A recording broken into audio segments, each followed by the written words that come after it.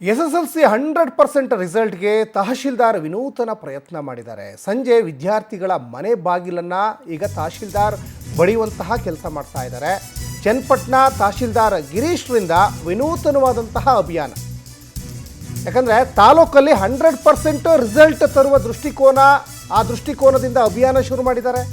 ಸಂಜೆ ಸಂದರ್ಭದಲ್ಲಿ SSLC ವಿದ್ಯಾರ್ಥಿಗಳ ಮನೆಗೆ ತೆರಳಿ ಪರೀಕ್ಷೆ ಬಗ್ಗೆ ಅರಿವನ್ನು ಮೂಡಿಸುವಂಥ ಕೆಲಸಕ್ಕೆ ಮುಂದಾಗಿದ್ದಾರೆ. ಇನ್ನು ಮಕ್ಕಳ ಅಭ್ಯಾಸದ ಬಗ್ಗೆ ಪರಿಶೀಲನೆ ಮಾಡೋದು, ಪೋಷಕರಿಂದ ಮಾಹಿತಿ ಸಂಗ್ರಹಕ್ಕೆ ಮುಂದಾಗಿದ್ದಾರೆ. ನಿತ್ಯ ಒಂದೊಂದು ಗ್ರಾಮಕ್ಕೂ ತೆರಳಿ ವಿದ್ಯಾರ್ಥಿಗಳು ಜೊತೆಗೆ ಪೋಷಕರನ್ನ ಭೇಟಿ ಮಾಡ್ತಾರೆ. ಆಮೇಲೆ ಅವರಿಂದ ಮಾಹಿತಿಯನ್ನು ಪಡ್ಕೊಳ್ತಾರೆ. ಪೋಷಕರ ಸಭೆಯನ್ನು ಮಾಡಿ ಪರೀಕ್ಷೆಯ ಮಹತ್ವವನ್ನು ಕೂಡ ತಹಶೀಲ್ದಾರ್ ತಿಳಿಸ್ತಾ ಇದ್ದಾರೆ.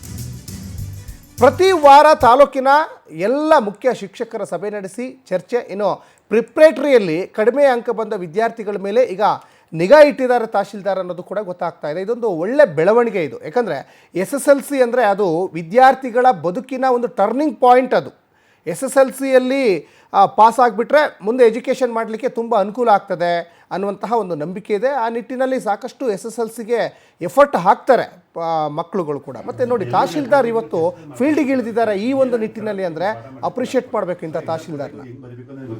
ಈ ಪಾಠ ಮಾಡಿ ಸಾಕು, ಏನು ಮಾಡಿ ಅಂದರೆ ಟೆಸ್ಟ್ಗಳನ್ನ ಕೊಡಿ ಜಾಸ್ತಿ. ಟೆಸ್ಟ್ಗಳು ಕೊಟ್ಟು ನೀವು ಟೆಸ್ಟ್ಗಳು ಕೊಟ್ಟು ಟೈಮ್ ಮ್ಯಾನೇಜ್ಮೆಂಟ್ ಕಲ್ಸ್ಕೊಡ್ಬೇಕು.